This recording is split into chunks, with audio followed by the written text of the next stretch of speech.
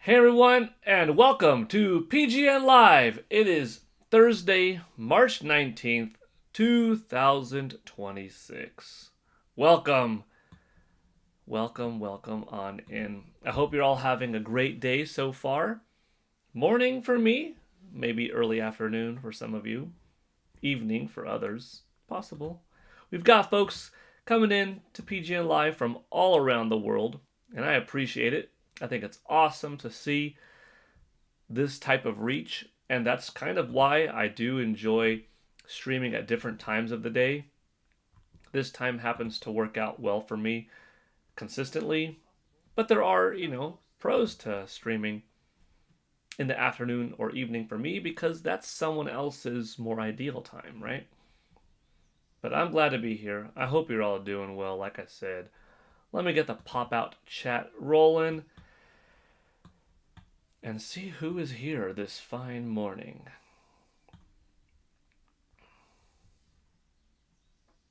Okay, we've got 7 watching and 3 likes already. And first up, we've got Pokemon Fan 34 saying hi, Paul. Hi, Pokemon Fan. I Byzantium with a happy PGN Live. Thank you. Hi, I Byzantium. Paladin 8669. Good morning, Paul and company. Good morning, Paladin. The Cringe Prophet. Hello, PGN and chat. Hello, the Cringe Prophet. T. Fernbach. Hey, Paul. I'm early for once. Yeah, you are as early as you can be, within the first minute. uh, Hi, Pala. And Ibe. Hi, Pala and Ibe.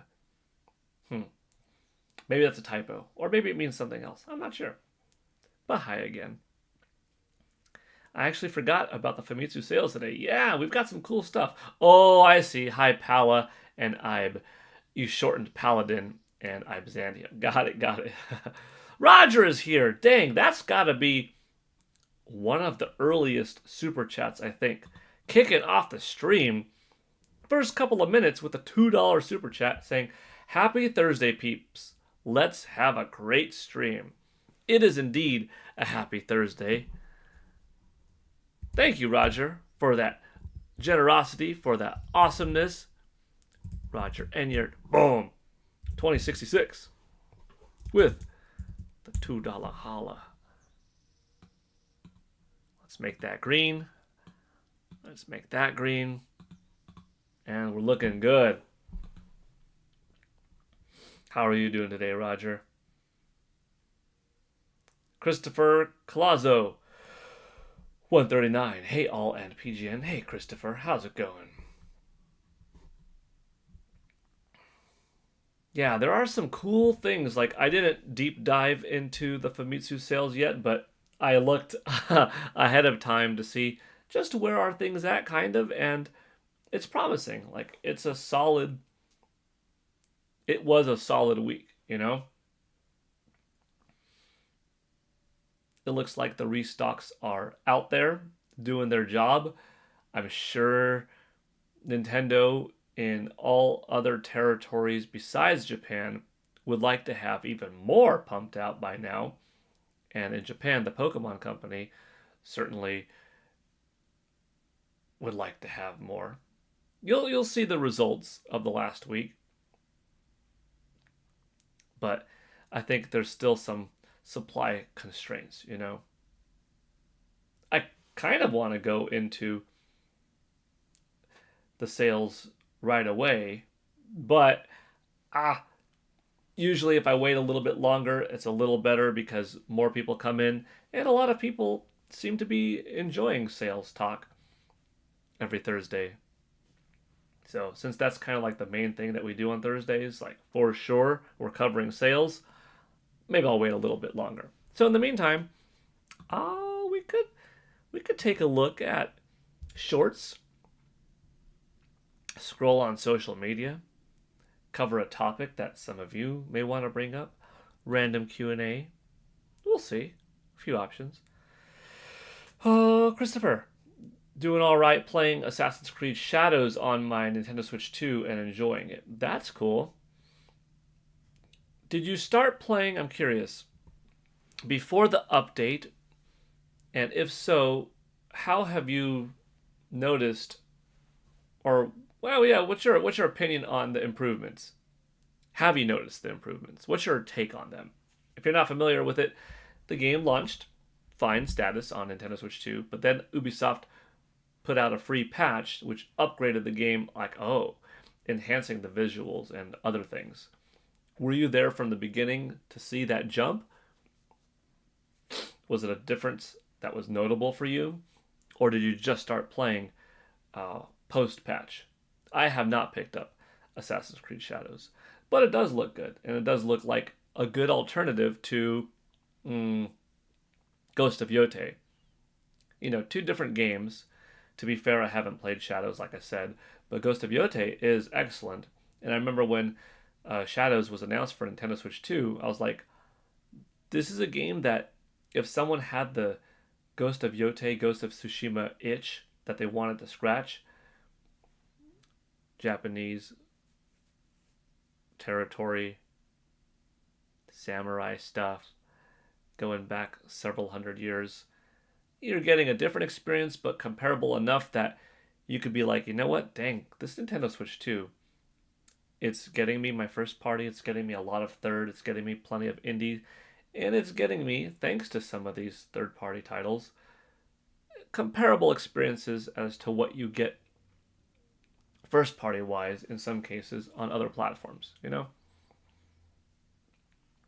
Nintendo Switch 2 does not have the Insomniac Spider-Man games, for instance, but if you have a superhero itch that you want to scratch, you could play improved versions of that Batman Arkham Asylum trilogy and enjoy it on Nintendo Switch 2. Technically, it was already on NS, but further improved, right? So, yeah, it's a really good console in its first 9.5 months. I'm very pleased. So, anyway, just curious on that. Let's see. You said got it for Christmas, so started in December, so close to the beginning, and have definitely noticed the difference, especially docked. Looks good and runs so smooth for me. That is good to hear. I'm glad to hear that. Yeah, that's something that I'll probably pick up eventually. To be fair, man, I feel bad because I am so behind on mm, Ghost of Yote. That was like the main game I was playing, and then it got put to the side when I was going through Metroid Prime 4 Beyond and thinking about going back into it, picking up a little bit here and there. Final Fantasy VII Remake Intergrade consumed me, even though I knew I didn't have to play through Remake at the moment because I already beat it before, but I just loved the experience all over again, so I was. And then Resident Evil Requiem came, and I beat that. And then now I'm playing through 7 because I never beat 7 before. I got a good amount of the way through it, either on my PS4 or the PS4 version on the PS5. And now I'm like, okay, now's my chance to beat it, along with then 8. But my Ghost of Yote, I need to play, need to beat it. Anyhow, yeah, that happens sometimes. Not super common, but not super infrequently either. It just happens sometimes where you get some games and they're good, and just other stuff gets in the way, other titles, life, whatever. But I'm glad you're enjoying it. The Fire Red / Leaf Green port on the Switch is awesome. I hope they bring the other older games in the future. That'd be cool. Boom Mini 1! Hey everyone. Hey Boom Mini. Welcome on in. How are you doing today? Hope everyone is doing well as I see those like buttons come up. Boom Mini, welcome. J Biggs, Mr. NY for Life, welcome. Saying, what's up everyone in the Galeverse. There's also the Marvel Cosmic Invasion, and next week, Marvel Maximum Collection. Yeah, and Spider-Man is in both games. True. Very different experiences than the Insomniac ones, but yeah, that if you like have a superhero itch, very true. Spidey is there. Cosmic Invasion is great. Like my wife, my son, my daughter, and I have had a lot of fun playing 4-player co-op in that one. We tend to do that, like when Streets of Rage 4 came out, we went through that together. Both TMNT games, we did it with multiplayer. Mighty Morphin Power Rangers, Rita's Rewind. And then now Marvel Cosmic Invasion. So yeah, it's fun to do. It's really cool to do that. Let's see. Hey, buddy, are you concerned about AI's involvement in the gaming industry, and do you think there should be limitations or anything goes? Let's see. I'm not concerned. Hmm.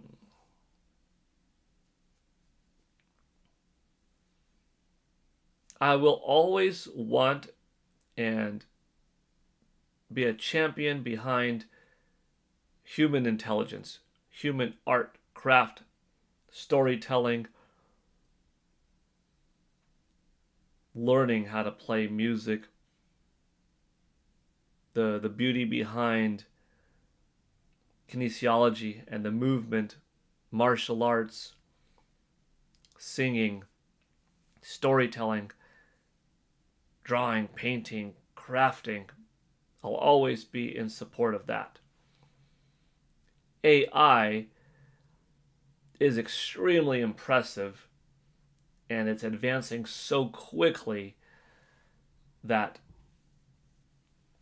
for the consumer, if it's like a full-blown AI kind of thing, it will only mean more games, more movies, more shows, more pieces of entertainment, more things of what you like, more things of what you want, potentially for less money too. So, in all of those regards, AI is a win. But at the point of ethics, you're like, but at what cost? Here, people go to school for years to develop a craft, a talent, and then what's the inspiration or motivation to do that if there's no monetary goal at the end of the day? Maybe for purely the love of the game? True, but if you still love something so much, but there's no financial well-being that's going to be representative of your hard work, then maybe that inspires and motivates people less to go into those hobbies. And then you lose a bit of soul and creativity in the world.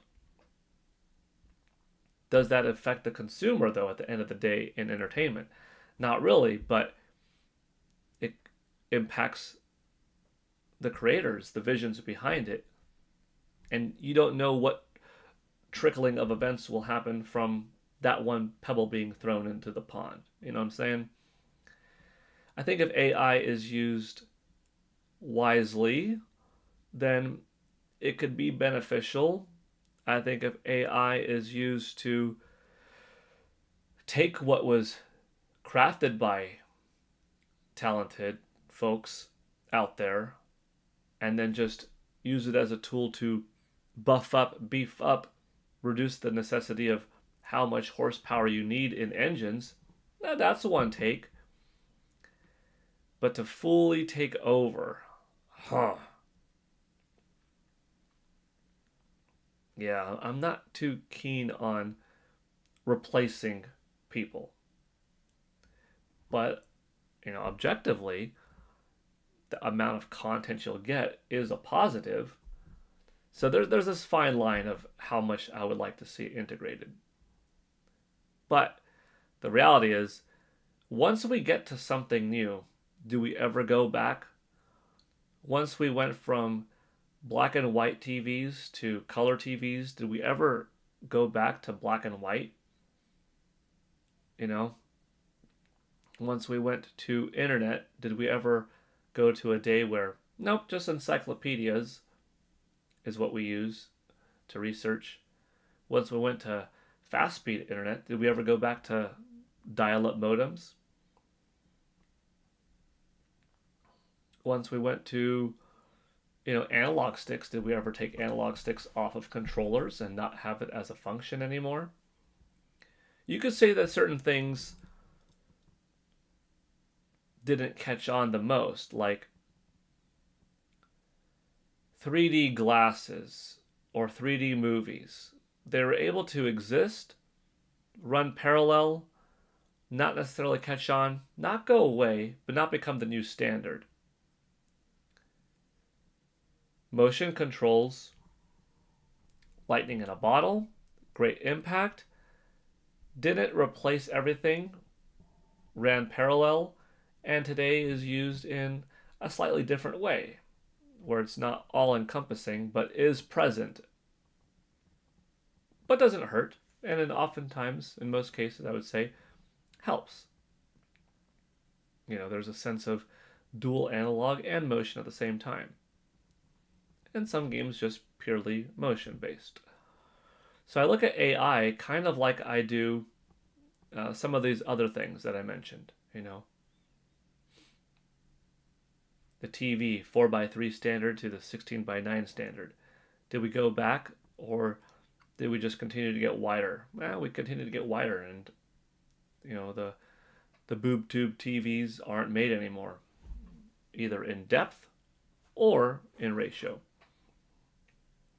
So I see that AI is going to be here because I think it's going to be one of the bigger movers that is like you're not going to go back once you have this access, once you have that tool. We'll just see in time just what is its impact. It's also one of those things that it's made as a tool to make the lives of people easier, but that also means there's less human knowledge being put behind it. And whenever you have something that makes things easier, you have a little bit of a dumbing down of society, or you start to instill laziness, right? If something is too easy and you don't have to work hard for it anymore, it does something different to the DNA. And if you have a good portion of the population being like that, and a good amount of generations to follow, you have a weakening of that drive, that knowledge, that human spirit, that willpower, that devotion to a craft, So we'll see. We'll see. I know I went off a little bit, but those are just some inwards thoughts. A little bit of everything. Graceful Requiem says, hello, Paul. Lovely Twitter banner. Thank you. T. Fernbach. Paul, you planning on picking up Crimson Desert? I'm probably diving in soon. No plans yet. No, but that's cool that you are. I might check it out eventually. Yep, got MP4 also, so played that and now stuck on AC Shadows before going to other games. Like to play one game at a time. That's not a bad strategy. Yvonne Francois, hi everyone. Hi there. Aaron Cedillo, hello there. Tabby Cat Games, hello, lurking in the background.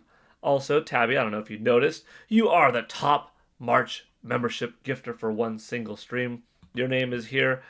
You ended the 4-way tie yesterday. And then now, it's you as the membership gifter and AJ Rex as the single highest super chatter on one stream in a month. So, just a little highlight there. You also said, I don't trust AI.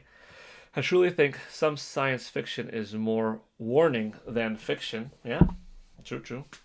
Nintex to dope. Paul Gale Network. Whenever he wants to stream Super Show. Greetings, friends and gamers. Yeah. This 10/10/10:30 a.m. Pacific time is the time I target. My goal kind of is 10:30 a.m. Pacific daily. Sometimes it's a little earlier, sometimes it's a little later, but that is the goal. Boo Mini won. All right, gotta head back to work. Bye, everyone. Well, bye, Boo Mini, and thank you for stopping by for a little bit. Hope you had a fun time. We're gonna go over the Famitsu sales now, but if you ever come back later or another day and you want to go over it, I'll hop back in if you're interested. Paladin. I think the prior versions of DLSS is a good example of how AI can be used positively in the gaming industry. Not counting DLSS 5 since it has some concerns and is still being developed. There's still time. Yes, very true. Nintex too dope. LOL, you never picked up on my Alex reference on Tuesday for his release in SF6. You did an Alex reference Tuesday? 2 days ago? I mean, I did get Alex in SF6. I haven't booted it up yesterday, so I have not played as him yet. But months in advance, I pre-ordered that Sagat, Crimson Viper, Alex, and Ingrid. Are those the four or five? I pre-ordered that pack. I'm looking forward to playing as Alex. I think the Kenny Omega stuff is pretty cool, and the commercial advertising stuff. But hold on, you made a reference to Alex in my Tuesday stream? I don't think I. Yeah, I guess I didn't pick up on something. Oh. Now I'm very curious. Roger, have you watched the new Nintendo video with Matt Mercer and Ben Starr about Square Enix sale video? It's hilarious. No, but I did see it, scrolling by on social media today, I did see those two. So I know something is up, but I don't know what. But I might have to check that out. I'm glad you liked it. What channel was that on? It wasn't Nintendo's official, was it? I just saw a glimpse when I was scrolling through. Crimson Desert looks fun to explore and fight hard bosses. That's cool.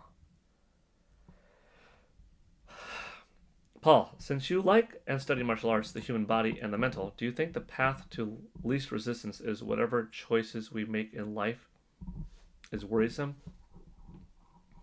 Let me see. Let me read that more thoroughly. Do I think the path to least resistance in whatever choices we make in life is worrisome?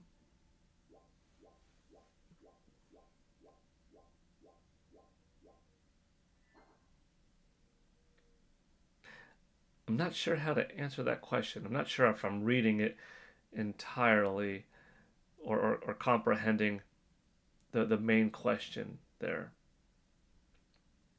I do think that we can create our own worries sometimes, unnecessarily so. I'll elaborate a little bit. I don't think it's a good idea to go through life just willy-nilly without a care in your mind, without developing any deep thought, But I think it also could be problematic if you overthink everything and it prevents you from living in the moment or, having that ability to adapt on the fly. You don't want to be carefree, but you don't want to be a worrywart. It's better to be more safe than sorry. Probably overthinking than not thinking at all would be the lesser of the two, but I don't think you want to get caught up in either. Somewhere living through the middle with the flexibility, the ability to go up or down accordingly, react either which way is the best. Have fun, be good, be varied.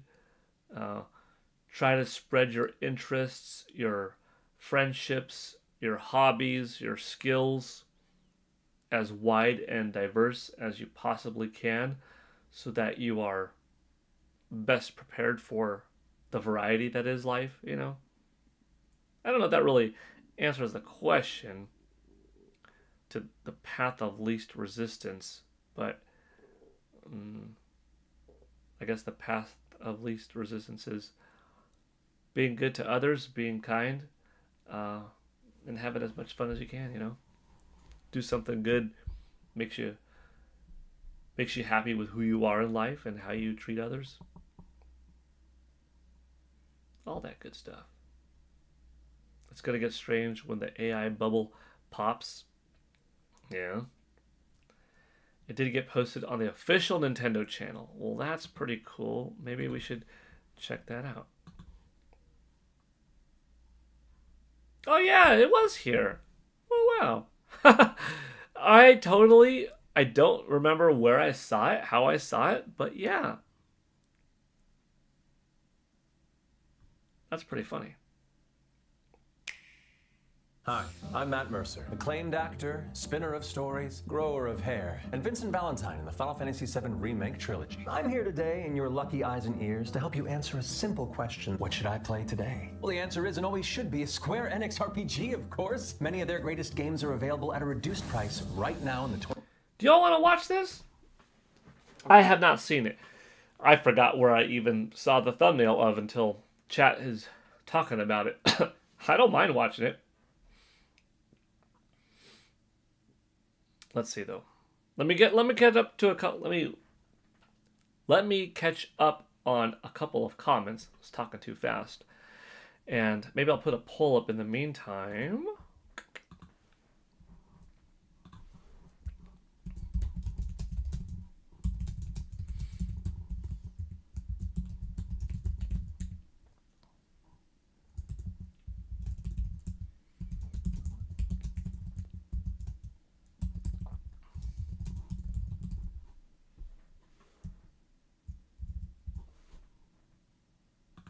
Okay.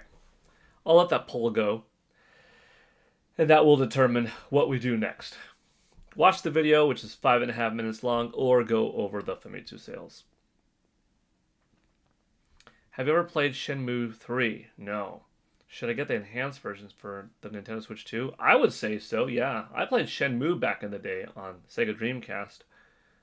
I don't have too much of a memory of Shenmue 2, so I don't know if I played it or not. But I did not play 3. I would say, yeah, get the enhanced version on Nintendo Switch 2.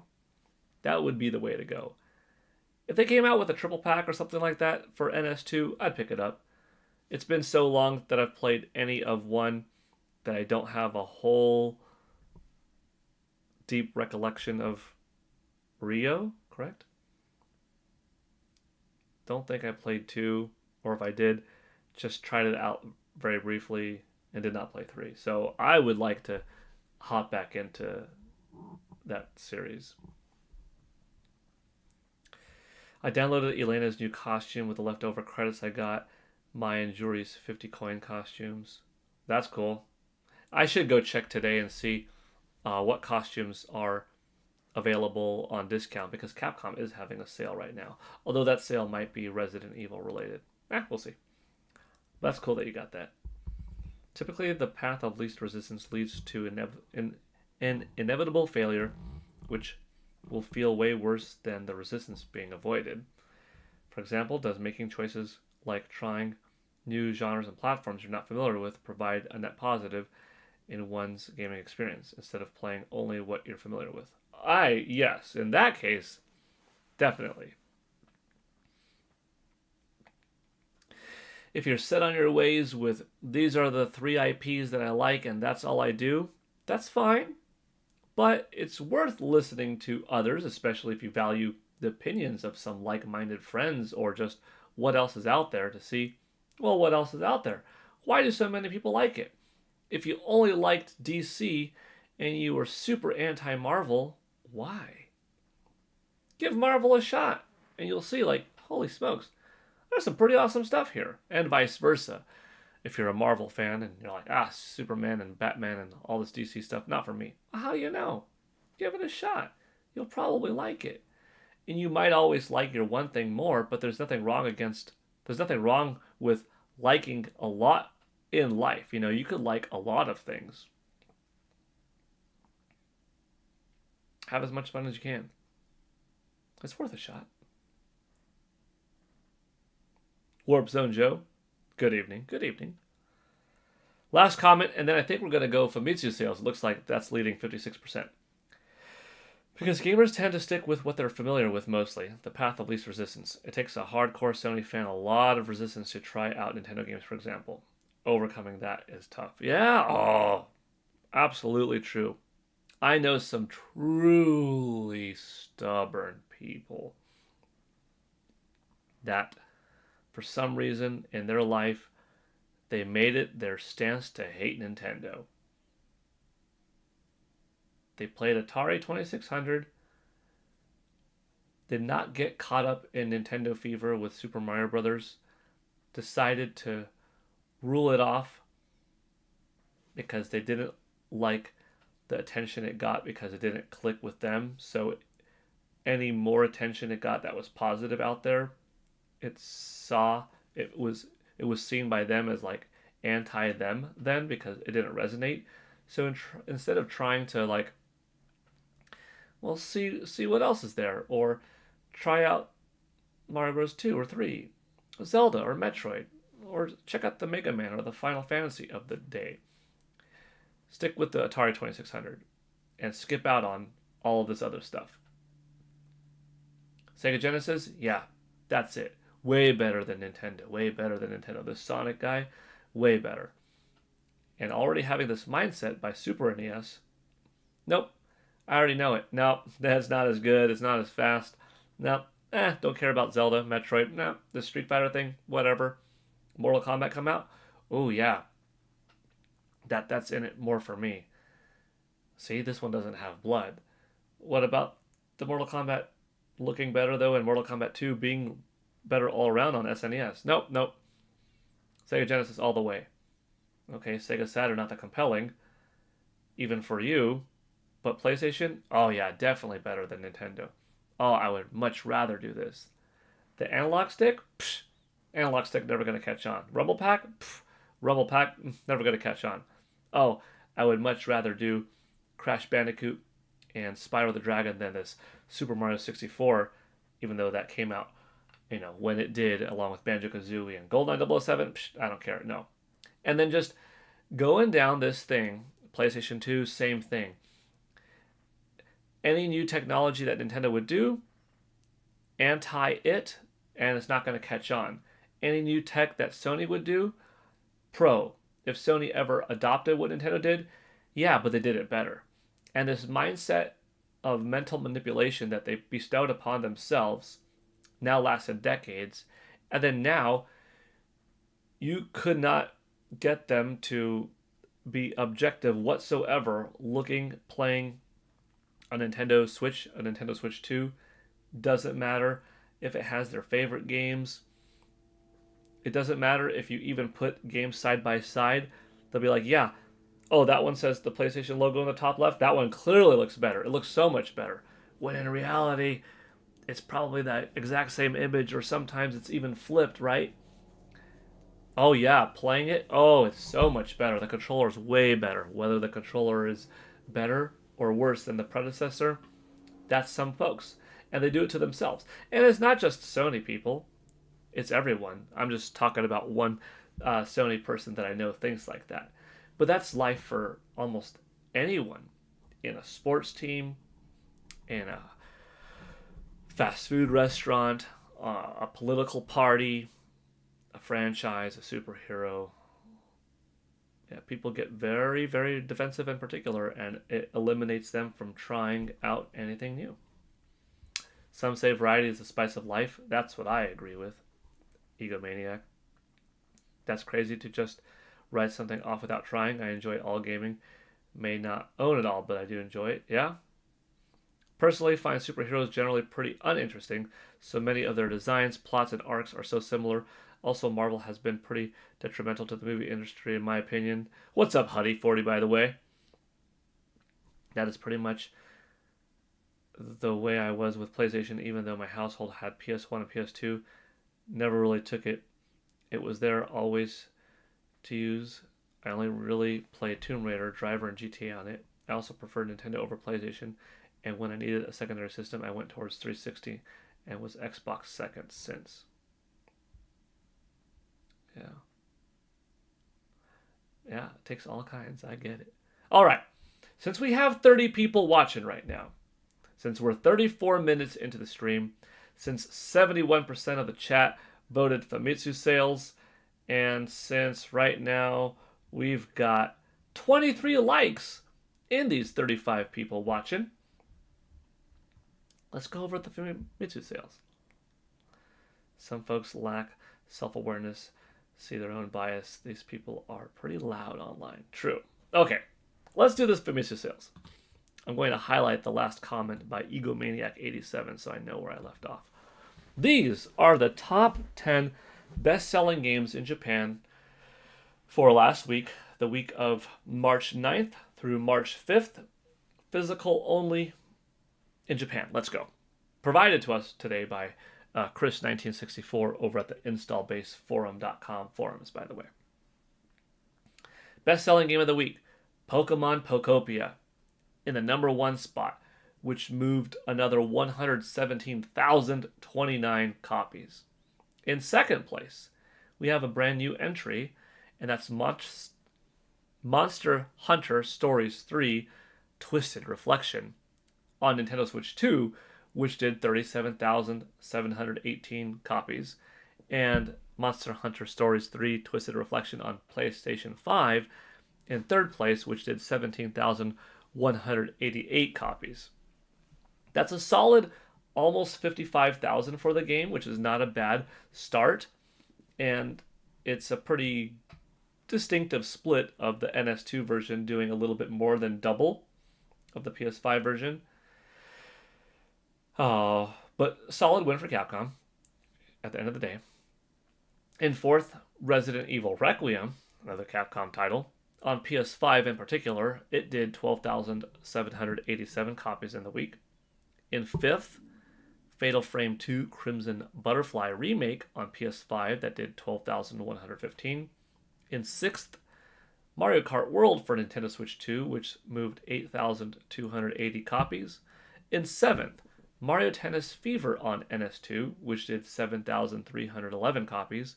In eighth, another new entry, this time Fatal Frame 2 Crimson Butterfly Remake on Nintendo Switch 2, which did 6,436 copies. Roughly, not quite double, but close enough to double is what the Fatal Frame 2 did on PS5 over Nintendo Switch 2. So, just because like Monster Hunter Stories 3 did over double doesn't mean that all Capcom games, all games that are multi-platform between NS2 and PS5 are going to lean towards NS2 sales being more. Like Resident Evil Requiem was an example where that wasn't the case. PS5 version sold better so far, and probably will continue to. Dragon Quest VII Reimagined, though, that remake, more on NS2. So you've got this back and forth. It will be interesting, though, as the Nintendo Switch 2 ownership only gets bigger and bigger over the generation. How about games that come out 3 years from now? That once maybe were selling more on PlayStation. Like, let's talk about Resident Evil 10 3-4 years from now. What will be the lead platform in sales in Japan? Could still be PS5. How about Final Fantasy VII Part 3? By the time it comes out, probably next year, right? Maybe July of 2027, you'll have a substantially larger install base of Nintendo Switch 2 than PlayStation 5 in Japan. Could that be the lead platform in sales? Ooh, interesting possibility. We'll see. After Fatal Frame, though, comes Animal Crossing New Horizons for Nintendo Switch in 9th, selling 5,038 copies, and in 10th place, Animal Crossing New Horizons Nintendo Switch 2 Edition, which did 4,535 copies. As I say every week, it's so good seeing Animal Crossing New Horizons like back to back with NS, NS2 versions, just alternating places, really. The top 10 was 6 for NS2, 3 for PS5, 1 for NS. And I gotta say, what we might not see again, or might not see for quite some time, is will we see another week in Japan's top 30 chart of one console with complete domination in every spot? We didn't see that since the Famicom era in Japan. Because once you had Sega Master System, Super Famicom, Game Boy out, that was it. There was no longer just a top 30 of Famicom. PlayStation N64 era, different titles back and forth, all throughout the top 30, including Game Boy, Game Boy Color, PlayStation 2, GBA, GameCube. You had multiple consoles make up. Even Xbox 360 against Wii and PS3, everything was present. Wii U with 3DS, PS4, everything was present. Until Nintendo Switch. Nintendo Switch was the first system in decades to have some days of a top 30 Nintendo Switch. I don't think that's going to happen this generation because you still got Nintendo Switch selling. You've got PlayStation 5 doing okay. Not that great in hardware, but software, and some titles hit now and then. And you've got Nintendo Switch 2. Could it get to a point where Nintendo Switch 2 becomes so powerful, Nintendo Switch finally cools off enough, and PS5 really starts to... And there's this time period where, yeah, there's 30 NS2 games, maybe, but I don't know about that this gen. What we saw happen over the last few years on a few key dates was very unique. Look, it took like 30 years for that to happen again. We'll go over hardware sales in a moment, but first I see some new people in the chat, so I want to welcome Egomaniac, already here, but said Capcom is on fire right now. Definitely. Timothy Spencer, Paul, my man, my main man, Paul. I just joined. What did I miss? Well, Timothy Spencer, we went over a little bit of a recap right now of the top 10 best-selling games in Japan for the last week, including like Pokemon Pokopia, how it hung on to that number one spot easy breezy, followed by Monster Hunter Stories 3 and Fatal Frame 2. And we just went over this top 10 chart. But you came at a good time because we are about to go over hardware sales. So let's do that. Because I've seen online, some people are pleasantly surprised at how well Nintendo Switch 2 is doing. Shouldn't be a surprise, but for some it is. It was once again the best-selling console of the week in Japan, selling 96,950 units. It's down from last week, but last week was the launch of Pokemon Pokopia. So there's this split of, obviously, stock availability, interest, anticipation for Golden Week, holiday upcoming, etc. But perhaps the more interesting thing, I think, than just the fact that, like, wow, it had a really strong week of 96,000, is that with last week, it has now sold 1,020,000 units in Japan alone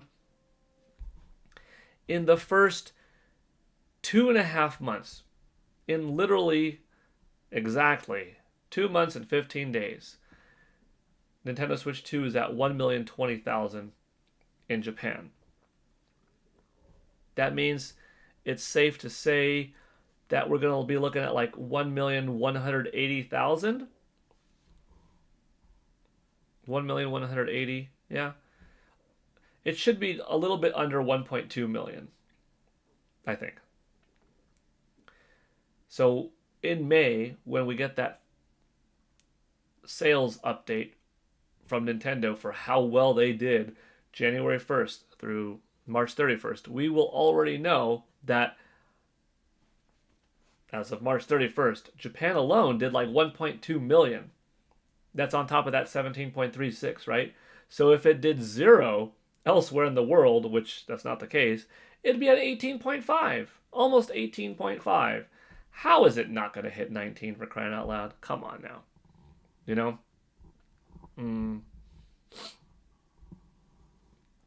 Even before Pokemon Pokopia, it was doing fine in Japan.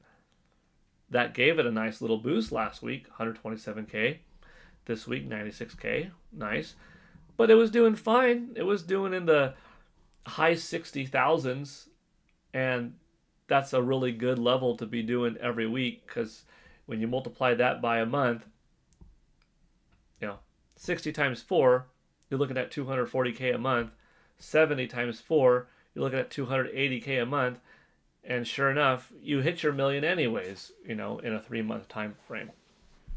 But we're going to be close to 1.2 million. Like I said, maybe 1,180,000, something like that.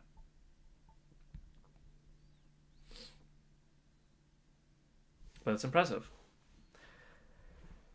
Total lifetime to date in Japan for Nintendo Switch 2 is at 4.8 million.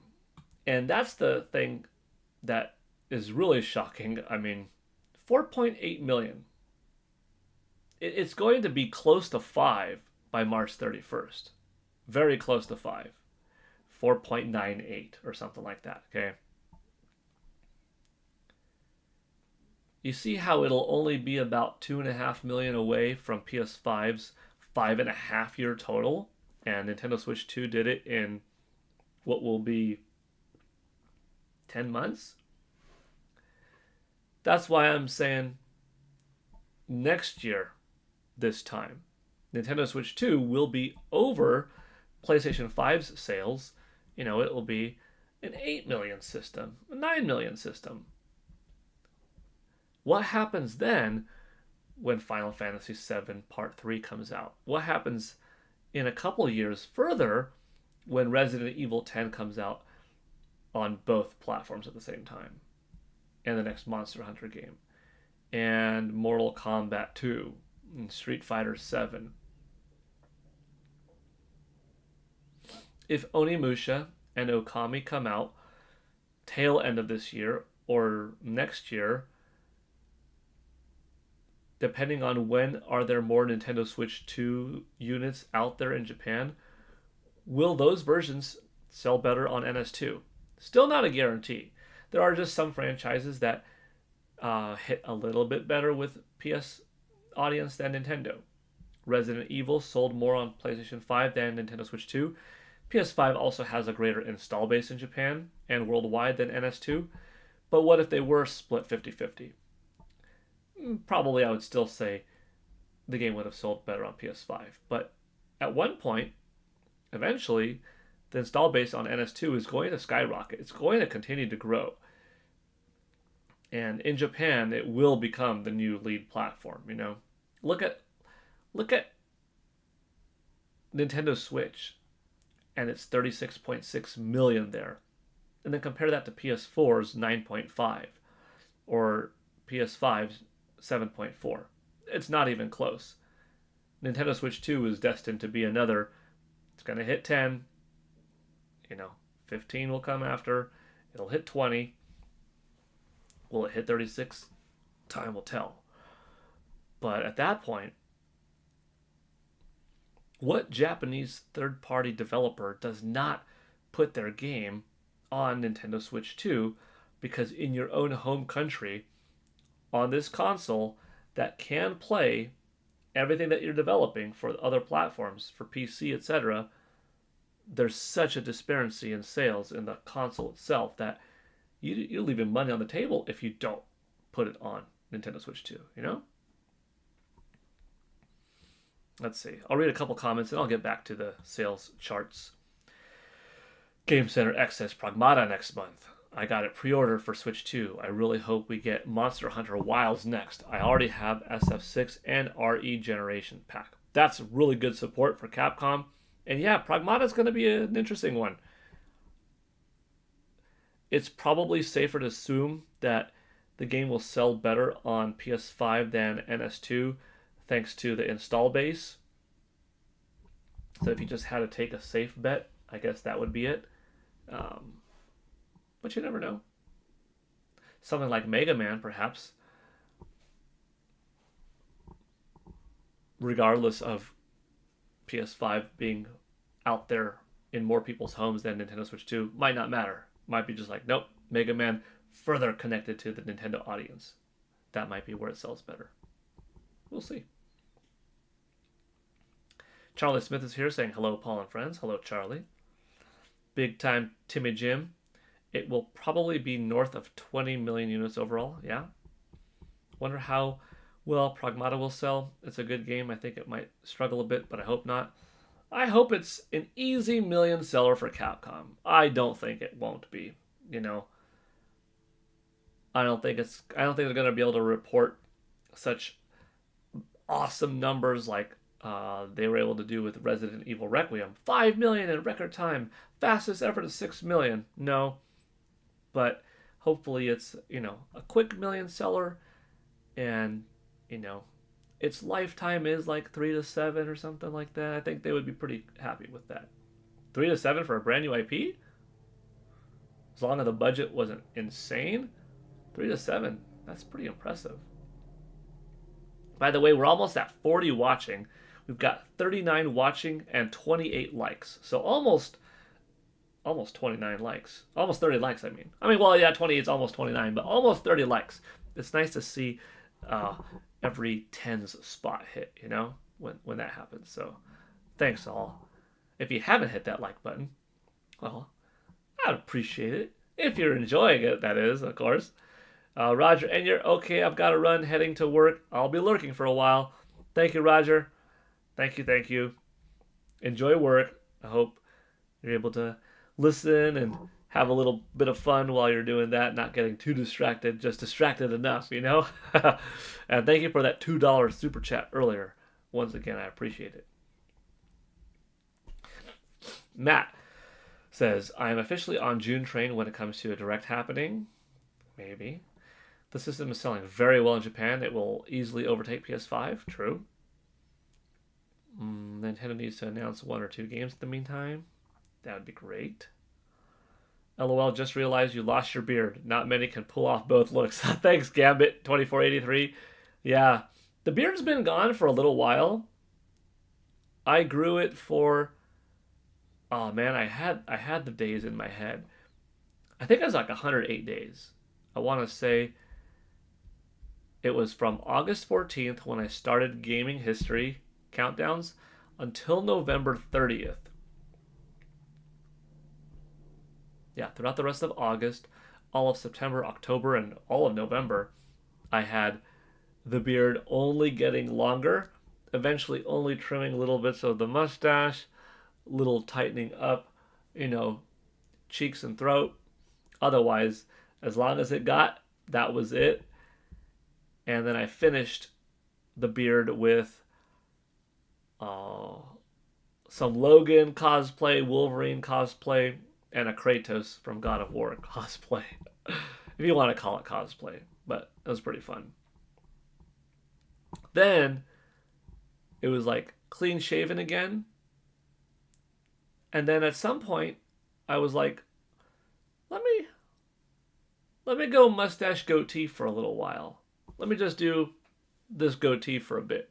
I didn't let it go like 3.5 months or something. It was just several weeks, maybe like 3-4 weeks or something. Maybe it wasn't even that long. It could have been a month. But yeah, I guess the videos started off, if you're looking from gaming history, you've got this mid-August through November, beard only getting longer to nothing, to eventually, sometimes,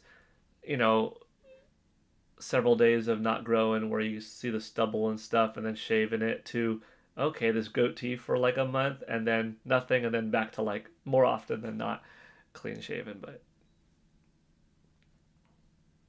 I think I'll do the beard again, My wife liked the beard a lot, and that's one of the reasons why I kept it going, because she liked it and it was cool and different, and I liked it and it had fun.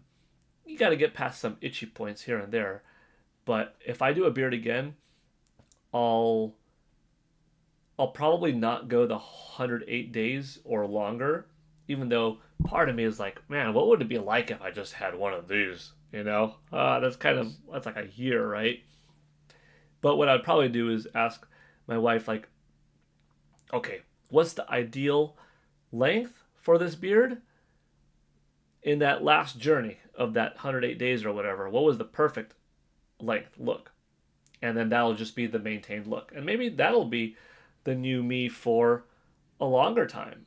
Like instead of just letting it grow as many months as I can, just let it get to that point, what's her favorite, and stop there and like just maintain that one for X amount of months. I don't know.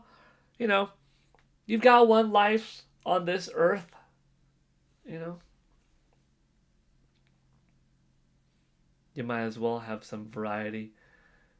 Change up your hairstyle, dye your hair different colors, try to get jacked, try to get ripped, lift heavy, learn a martial art, try a foreign language, do something funny with your facial hair, pick up a new hobby, play different video games. If it's in the cards for you, get married, have kids, have a pet. Have a pet that you never thought you would have. Master a craft. Live life to the fullest, you know? Paul, if Sony does a PS handheld, how do you think it would do in Japan? Huh. Just because Sony does a handheld doesn't guarantee them success because it's what they do with the software on the handheld. I don't think if it's just a little bit more powerful and a little bit more expensive that it's enough of a reason for people to be like, oh man, I really need to buy this Sony handheld because it plays, these third-party games so much better looking, better performing than the Nintendo Switch 2. Because I don't think that's going to be the case. Because you would also be like, well, eventually the Steam Deck was a more powerful system than the Nintendo Switch, right? It didn't take off in Japan or anywhere in the world in comparison to NS. So it's not just power. It has to be the system itself, the price, the exclusives available to it. Sony does have exclusives, but also Sony doesn't have exclusives that Japan cares a whole lot about. And it's third parties that once were semi-exclusive, like Final Fantasy VII, that doesn't seem to be the mentality of Square Enix going forward. And Capcom being like, we got full-on support for Nintendo. So I think a Sony handheld would do okay in Japan, but it's really, gosh, can Sony make games for Nintendo, or can Sony make games for their home console and portable at once? Or would you buy one game and it just be available digitally between either platform? So you do have to buy two machines, but if you buy one digital game, it's available to play on both. But that's still not as compelling as a Nintendo Switch 2 that is a docked console game and a portable game, machine, I mean. Or what if the PS6 is some kind of dockable solution too? But then you take away your diskness that a lot of your backwards compatibility is in these disc-based consoles. PS2 could play PS1, certain PS3s could play PS1 too, PS5 could play PS4, so PS6, no disc? Okay, digital. Okay, that's fine. A side disc device that connects to a dock? So what if Sony has like this $900 PS6? It's a dock with $150 detachable disc drive that plays your PS4 and 5 games on the PS6 when docked. Otherwise, you have digital access to your games from 4, 5, and new 6 games. But you could take this PS6 portable thingy out of the dock and take it on the go, and then it functions like a Nintendo Switch 2. And it even has, so conveniently, a tabletop mode, and you could take off the PS cons, right? Would you be able to make it that much more powerful than PS5 for the majority PlayStation audience that does want that new power each gen? Also more powerful than a PS6 or than a PS5 Pro, right? Or does your audience thrive on, no, the tech needs to be as powerful as it can be, and any portable component of a PS6 is going to hold back the vision of what it could have been had it only been console. But will that not matter? Because with DLSS, and in Sony's case, probably FSR and PSSR being better, maybe you do what Nintendo did, and instead of having pure horsepower, you have some NOS on the side, and that's how you get to the new top speed. But that kind of PlayStation 6 could work. Interesting. Interesting thoughts, right?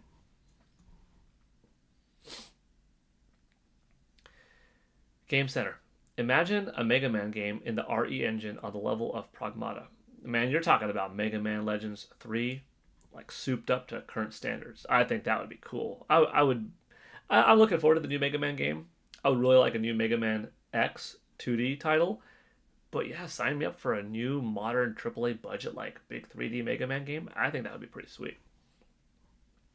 Get them likes, y'all? Yes, yes, yes, yes, yes. Pragmata feels like might be a sleeper hit. Could be. Not Jacob. RA9 got me distracted from the 3D Mario wait. Now I'm desperate for Switch 2 ports of RA2 to 4 remakes. Yeah. Sony had a Vita. Yeah. PSP did better than Vita, but yeah, they tried. You need more than hardware? Absolutely. Back again. Welcome back, Pokemon fan. We need an RE remake pack with 2, 3, and 4 to come out in October for Halloween. I agree. That would be cool. That'd be good timing. Matt, you've got your tickets to see the Super Mario Galaxy movie opening day. Should be a lot of fun. Right on. Yeah, same here. I'm going to the 12:01 showing AM on Wednesday the 1st.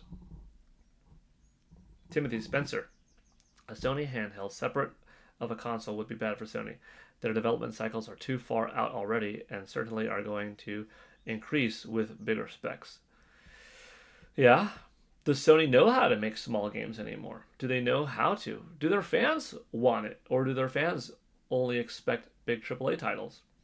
I say their fans. I mean, I'm a fan of Spider-Man, Spider-Man 2. I'm looking forward to Wolverine, The Last of Us, Ghost of Tsushima, Ghost of Yotei, Astrobot, Uncharted, which we may or may not get again, like God of War.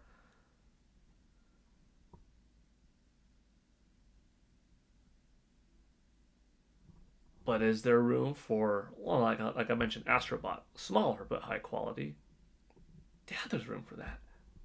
Did the majority of Sony fans care about Astrobot more than God of War? I don't think so.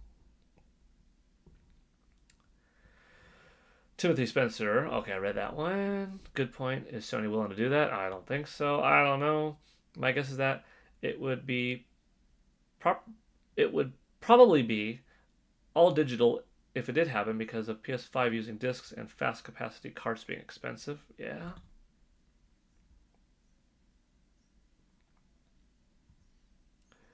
Rizky, you're welcome to be here and talk, but Nintendo is awesome, and there's no reason to say otherwise.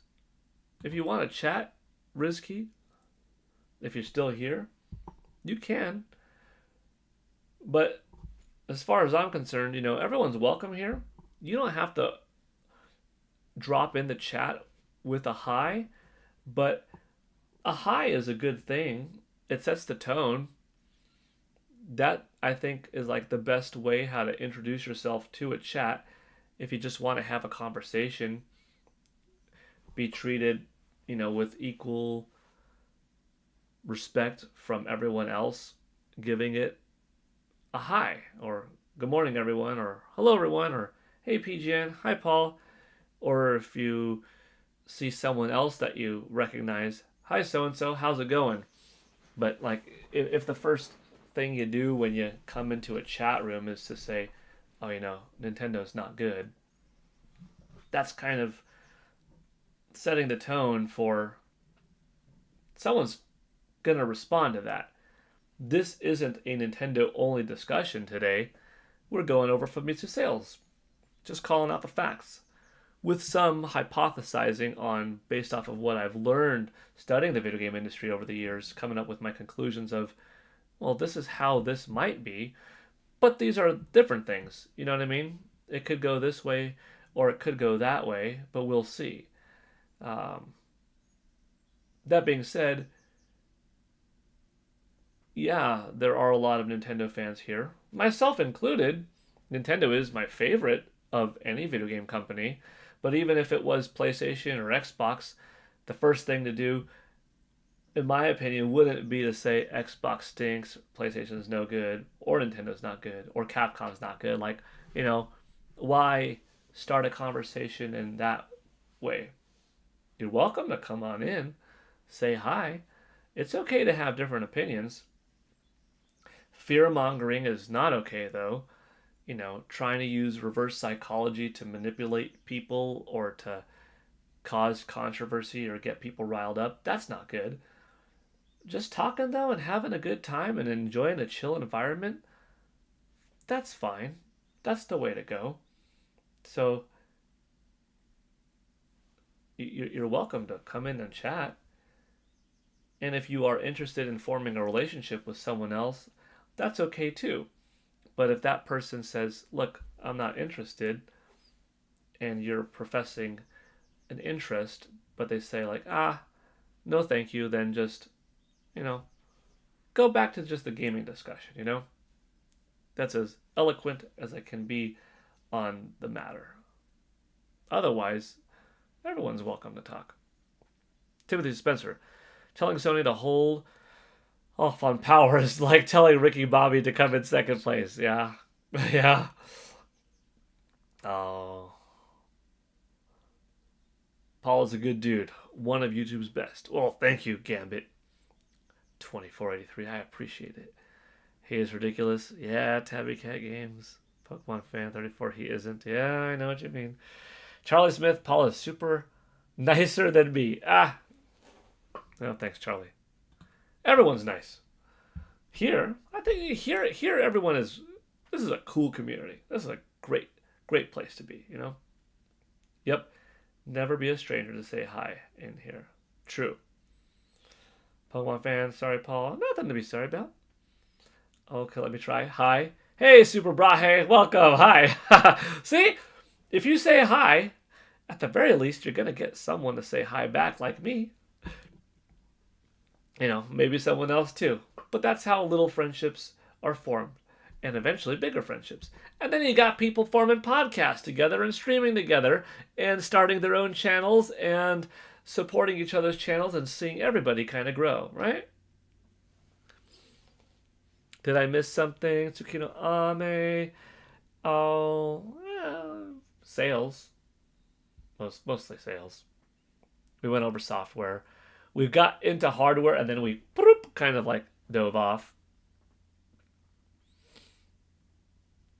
It works. Yeah, it works.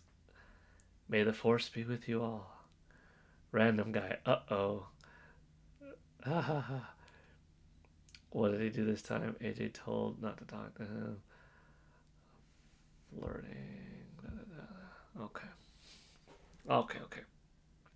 Let's continue, shall we, with the hardware sales.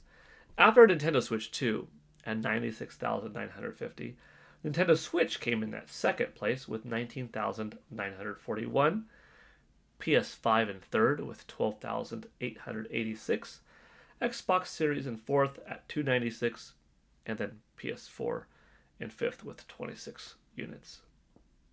It's pretty impressive. You look at Nintendo Switch, it'll be at like 268,000 by March 31st in Japan alone. Over 250,000 in Japan alone for the first 3 months of the year. That's really good. You know.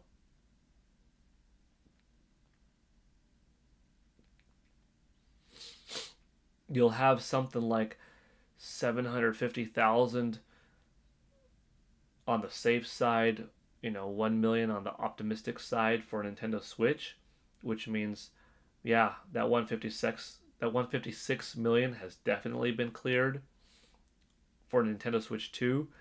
I already know early 2026 that 18 million was achieved in Japan.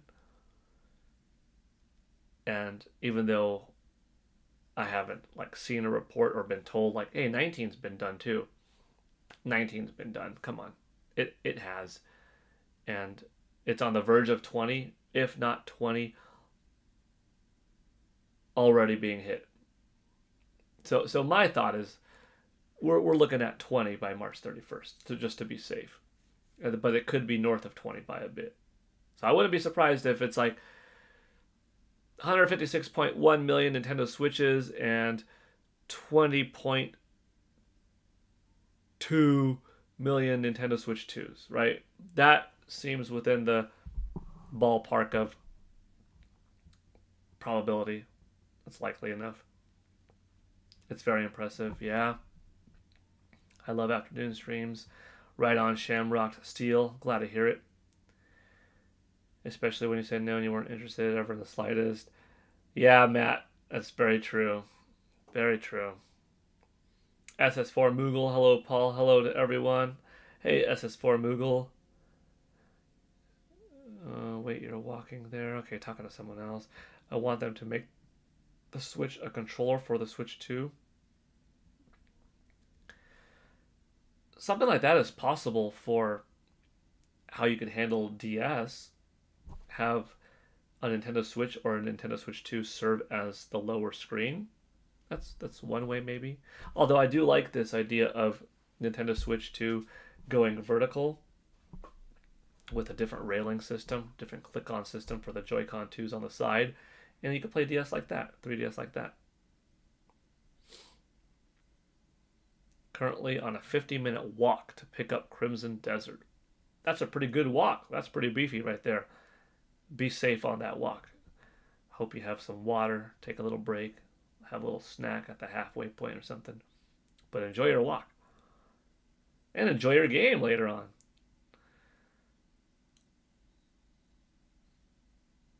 Heard of a possible Crimson Desert Switch 2 port, hoping it's true. That would be nice. Jeez Louise. Lots of little texts going off. Hi Paul, what games have you been playing recently? Biohazard, Resident Evil 7. Oh, I've been playing a little bit of that every day. It's scary. It's fun. And I'm past now where I was before in the game, which is kind of a good feeling because I kind of felt bad that oh man, I liked 7. It was scary when I first played it on either late PS4 or on my PS5. It must have been on PS4 when I was playing it. And maybe I tried a little bit off it on 5, but I never beat Biohazard. And I felt a little bad, oh man, I like it. It's tough. It's scary, but it's so good. It's really good. But now, getting that Resident Evil Generation Pack on Nintendo Switch 2, it just made it so easy and accessible that I'm just in the mood. And after beating Requiem, all right, let me hop into 7. And I never did purchase 8, so I played 8 for a smidge and okay, I really shouldn't be playing 8. I should play it through 7, beat it, and then go into 8. But I tried a little bit of 8 first person and third person perspective, and man, it's so cool. It's so seamless. When I played 8 back in the day, only for a little bit, it was only a little bit of the demo in first person, and that was it. So 8's going to be an entirely new game for me. In 7, starting at this point now, yesterday, I think, finally, I got to, oh, this is a new far for me. I don't know what's happening next. Yeah. Yes, sir, Resident Evil lives on Switch 2. Currently playing 7. That's cool. Please, no spoilers. Oh, yeah, none from me. I've been playing Modern Warfare Remastered on Steam Deck, and it's a lot of fun. Been getting back into the older Call of Duty games recently. That's cool, Jack. That's cool. Did you play the Call of Duty? Oh, what was the entry when they had the Godzilla King Kong crossover stuff? Like that was pretty cool. I think that was the last time I played Call of Duty. Probably 3 years ago. Paladin. Switch 2 already communicates with the OG Switch via game share. So who knows what feature the OG Switch as a controller may pop up in the future. Definitely true. I mean, I played Hyrule Warriors Age of Imprisonment that way, and it was really fun to just be playing two-player like that. I did two-player co-op split screen and two-player like me full screen player 2 on a Nintendo Switch OLED model. And like, wow, what a neat experience. What neat tech. Matt, I am at the end of my replay of RE7 on Switch 2 currently right now, and then next up, jumping into Village. That's nice. Probably a hot take, but I love them to do a RE0 remake. Personal favorite. I haven't played RE0 since like 2004 on Nintendo GameCube. Cool that that's your favorite. Yeah, that would be neat. I think we'll get probably remakes of 5 and 6, 1, 0, Code Veronica X. I think they'll do all of them. I think they'll do all of them. I mean, 1 got a gorgeous remake on Nintendo GameCube, right? Amazing for the time. So wild to see how that's how far visuals improved in that short amount of time between PlayStation and GameCube. Even look at, Metal Gear Solid, the Twin Snakes. Like, wow. What a leap forward that gen was. You could also look at stuff like Tony Hawk's Pro Skater and Tony Hawk's Pro Skater 3 and 64 Nintendo GameCube. Look at that leap, right? Now look at Final Fantasy 7. Jeez. And Final Fantasy 10. My goodness. The Legend of Zelda Ocarina of Time and The Legend of Zelda Wind Waker or Twilight Princess. I wish we had a second 3D Super Mario game on GameCube and on Nintendo 64 for that matter. But yeah, the fidelity between Super Mario 64 and Super Mario Sunshine was quite a bit of a leap. Also makes me wish, man, we didn't lose Rare afterwards because, look at Star Fox Adventures compared to Ocarina of Time. How would a new Conker have looked, or a new Banjo-Kazooie have looked, or another Perfect Dark have looked on Nintendo GameCube a few years in compared to those N64 titles, respectable to them. Man, dang it, Yeah, tech was moving along a little bit faster back in the day. We're having technically bigger leaps, but the law of diminishing returns is showing us, less. But yeah, it's been enough time that you could do some cool new things with Resident Evil 1 remake. Resident Evil 0 getting remade would be neat. I'll take 5 and 6, Code Veronica X. Like, just do it all. It's cool. My friend and I quit 7 after the chick popped up out of nowhere after she first attacked us. That's in the beginning, right? You're talking about Mia, like, early?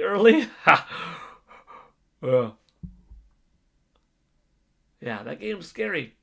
And it's funny, too. It's like, why am I scared of an old lady walking? Why am I scared of an old lady? Why am I scared of this middle-aged man with, this kind of crazy voice? Why? They put the vibe in it. They made that game click. Good acting, good atmosphere, good ambiance. All of it. Solid stuff. Jack. Yeah, I remember looking up in Warzone and Godzilla was right above me. Dad, that's cool. I'm just not going to replay, or hold on. I'm just not going to play 7, 8, or 9. Can't find a Generations pack and I refuse to purely buy them digitally on Switch 2. Key card or nothing. Capcom dropped the ball on Switch 2 sales by using the Generations Pack as a limited time thing. Nintex too dope. I know it's not the best, most favorable option, but what does it cost on eBay right now if you looked it up? Are people like scalping it way past 90? Probably, huh? Or is it like 90? Wishful thinking? Luck? Have you tried? I'm sure you have. All the places: Walmart, Best Buy, Target, GameStop, Amazon, Capcom site it themselves. Yeah. Dang.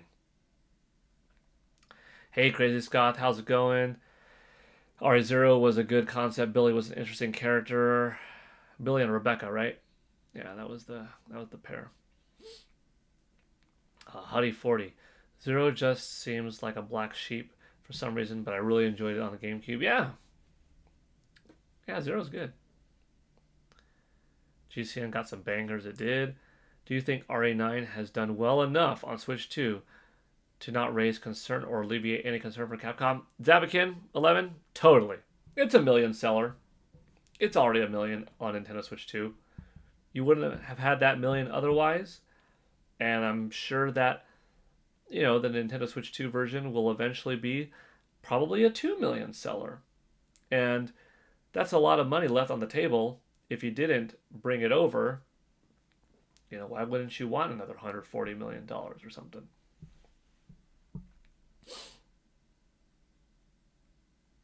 And what did RE Requiem on NS2 do to bring more interest into 7 and 8 and into making more people aware of Capcom's presence and how will it impact SF6, Monster Hunter, Pragmata, all of these things kind of working with one another.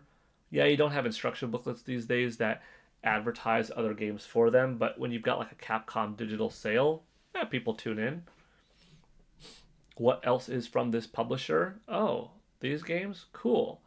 Yeah, I think Resident Evil and a lot of Capcom's projects are here to stay on Nintendo Switch 2 throughout the generation. I'd like to see like a new Rival Schools or a Darkstalkers. A new Darkstalkers game would be really cool. Whether it's a fighting game or like some kind of 3D action adventure would be neat spin on Darkstalkers. I'd also like a new Final Fight.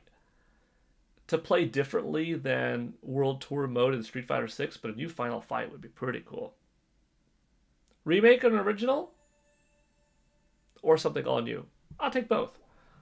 I would take an Udon Entertainment remake, one-to-one remake of Final Fight 1 through 3. Ooh. And then I would take a brand new Final Fight, either like Streets of Rage 4, a Final Fight, new one, or like a brand new 3D, bigger kind of thing. But yeah, any kind of Final Fight, I'd be down with. Nintendo has basically deemed one 3D Mario per console gen except for Wii. I mean, I'm happy that, I can't complain. Nintendo Switch had Super Mario Odyssey and Super Mario 3D World plus Bowser's Fury. Bowser's Fury was a beautiful 9-hour, 35-minute to 100% 3D Mario game that was just right. I could have gone for a 50-hour, Bowser's Fury, but I'll take it. It was an awesome, awesome game.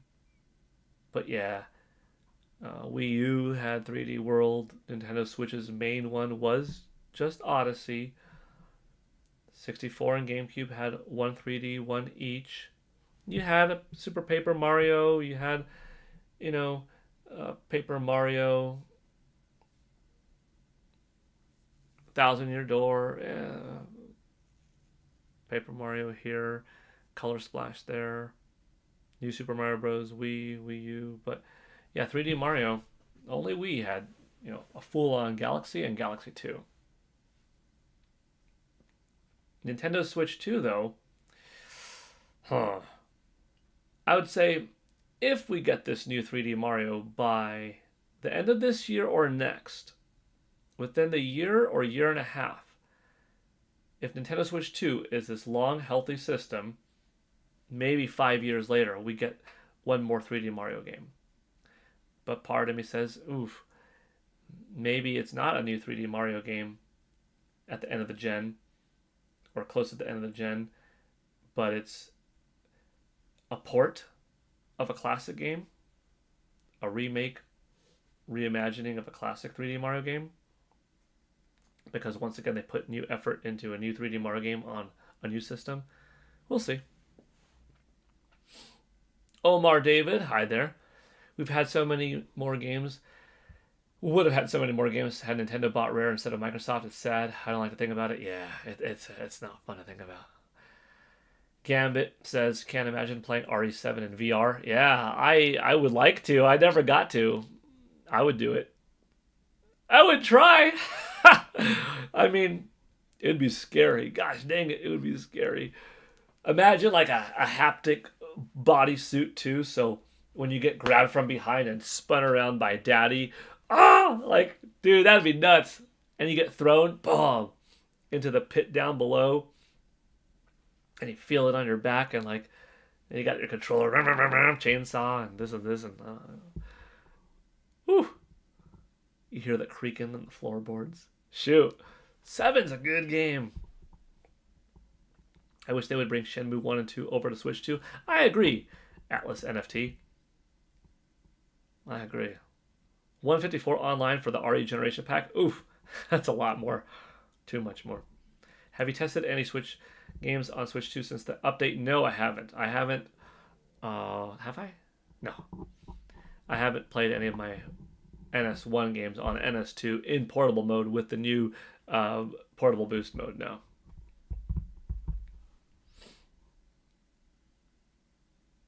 You know, Capcom is removing the Generation Pack from the eShop. Yeah, Kong Dong 69, that's true. I think it's worth getting it digitally for $90 because it is just such a good value. It's hard to deny it. 40, 50, and 70. It's $160 of gaming for $90. Digital, I think, is better than nothing if you can't find the game key cards, you know? I think so. But everyone's different. I believe a new Darkstalkers is coming. And yes, a new Final Fight. Yeah. I plan to pick up RE. It just happened to come out around the same time as Pokopia, so I haven't yet. Yeah. Michael S. Gutmann is here. Hey there. Yeah, is Jack F123X. I've seen Epic Mickey Rebrushed is getting a Switch 2 version. Yep. I own the Switch 1 version. I'm hoping I get a free upgrade. Yeah, that'd be nice. Free upgrade or like $5. What was Hogwarts Legacy? 5 or 10? That was worth it.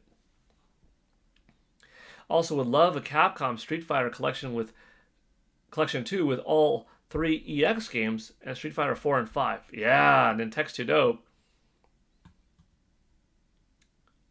I still have my copy in that here. I still have my copy of Street Fighter EX. Gosh, was it Street Fighter EX3 on PlayStation 2?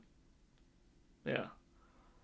But I haven't played that in a long time, nor have I played any of the EX games in quite a while, so they're not that popular.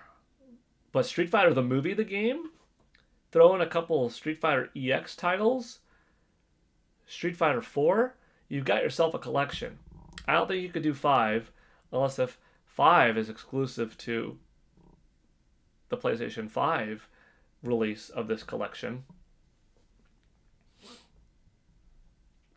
But the Street Fighter collection on Nintendo Switch and other platforms, PlayStation 4, Xbox One, such a good deal. Like, you get Street Fighter 1, 2, Champion Edition, Turbo, Super, Super 2 Turbo, Alpha, Alpha 2, Alpha 3, SF3, 1, Second Impact, Third Strike. My gosh. The Marvel Fighting Collection also is like really good. X-Men versus Street Fighter, Marvel versus Capcom, Marvel Superheroes, Marvel versus Capcom 2. Like that was another good one. Yeah, Street Fighter the movie, the game. Throw in the movie version from the arcade and the movie version for console, like PlayStation version. So two movie versions. If you get past all the licensing of the character licensing and all that stuff, which let's say we do. You get two versions of the Street Fighter the movie, the game. You get in three EX titles, and you get in SF4, as well as the base SF4 and the final version, Ultra Street Fighter 4 Arcade Edition, or whatever the final title of it was. Yeah, so you include Vanilla 4 and the Ultimate version of 4. And that's a cool collection right there. And then you put in Street Fighter 2 the movie the game, because there was a Street Fighter 2 the movie the game for like 3DO. Yeah. Bowser's Fury was one of the best extra add-ons ever in my opinion. Yeah, I loved it.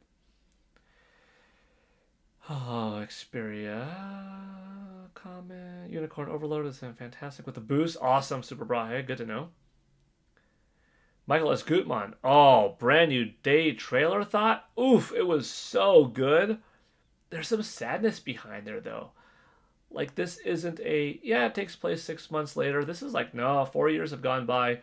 Pretty much the amount of time that's gone by in our theater universe is what has gone by in Peter's universe, Marvel universe, and that's tough.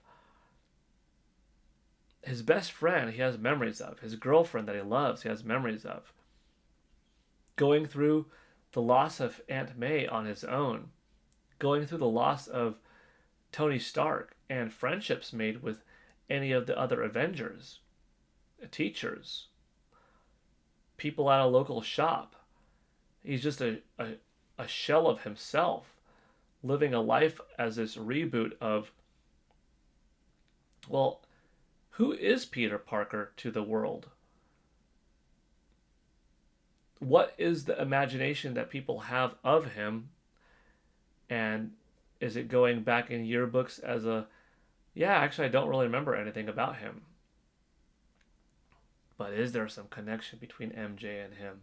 Between Ned and him still?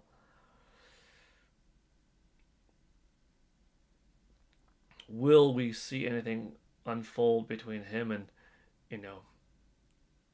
Bruce Banner?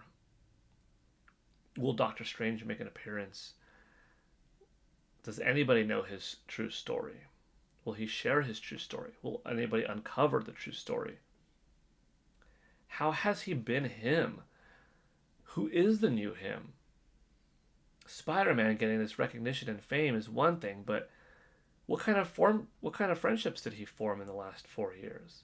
There's some sadness behind there. Like, I think it's going to be an emotional movie. It looks beautiful, looks powerful. I'm curious if Daredevil is indeed in it. I have my thoughts that maybe. I know Charlie Cox said he's not, but could be. I think it's cool that Frank Castle's in it. We got Punisher. I think we're going to have Hulk, not just Bruce Banner. Got Scorpion. We've got a good movie on our hands. I loved No Way Home. I think Brand New Day is going to be probably just as good.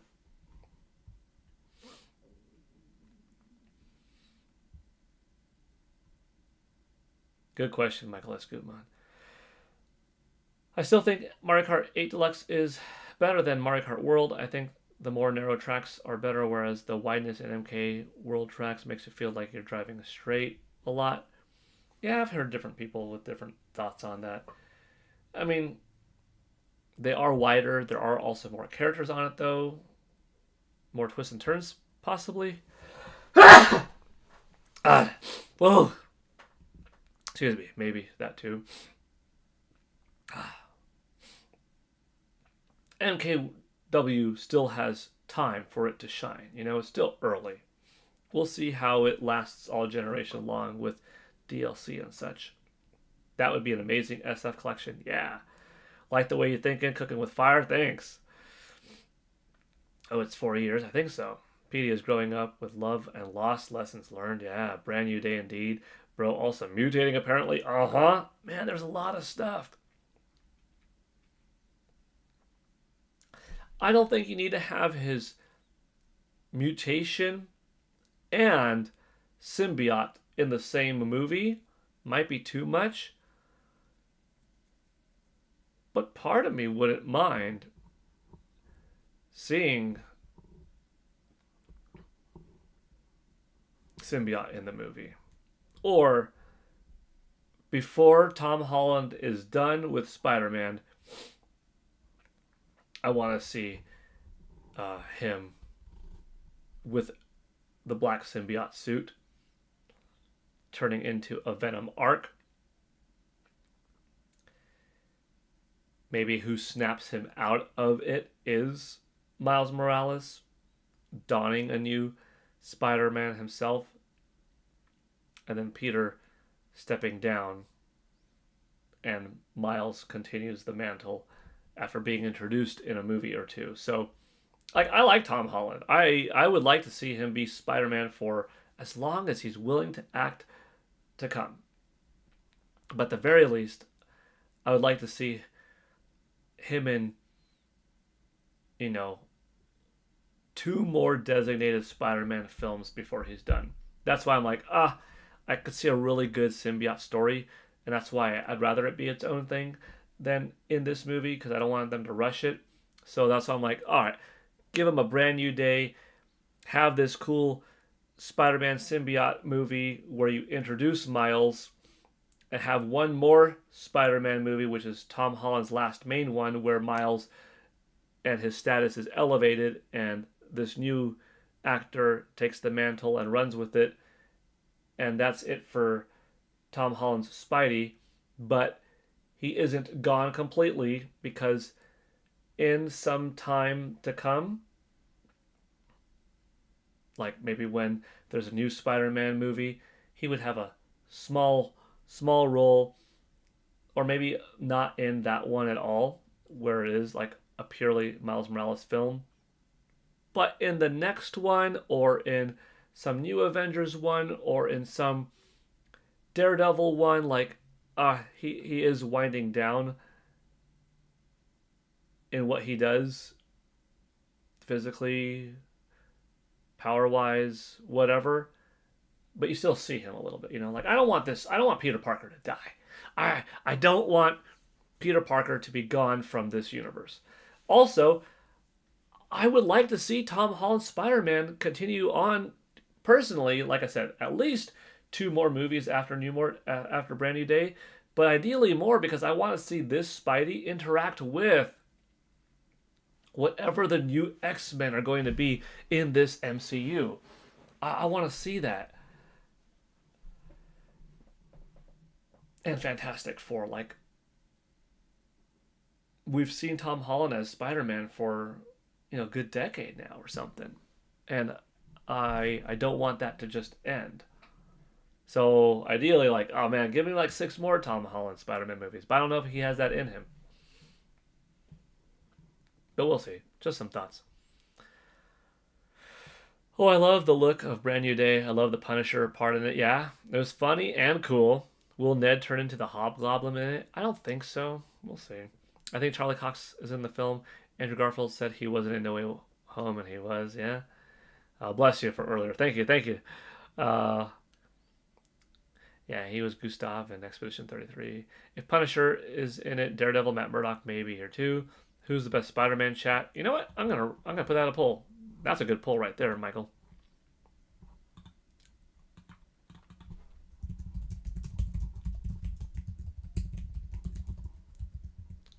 Let's see. We got Toby, Andrew, Tom.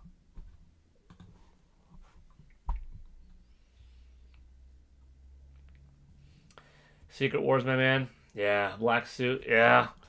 Toby is your favorite. I don't like Aunt May is dead. Yeah, it's sad. It's a bummer. Toby's the greatest. I like them all for different things, but I definitely think it's better Andrew or Toby for me. Between the two of them, no one likes Aunt May passing, but it's part of the character growth. Yeah, Andrew was the best in a bad movie. Oh snap! Hard to answer. Yep. You know what? I'm gonna stream is about to end unless if we, I mean, maybe we have some super chats to continue or some new members or something like that to continue. I won't just leave a stream if that happens. I also won't leave a stream if I didn't answer any questions. So regardless, I'm not going to end it now, but I am going to go get some water. So stream is winding down, but I will be back and I'll see how the poll is, and then we'll have some more fun talk. All right, 1 second.